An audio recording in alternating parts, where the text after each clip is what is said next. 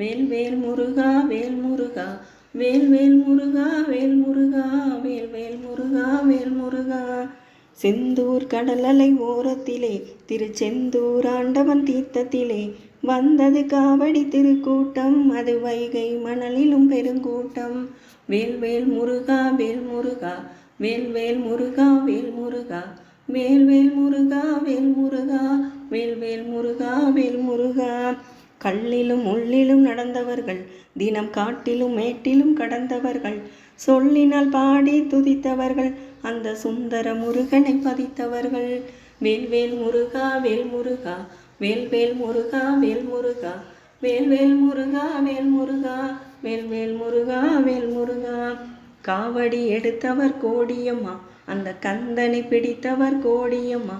சேவடி எடுத்தே நடந்தவர்கள், திருச்செந்தில் அதிபனை அடைந்தவர்கள்.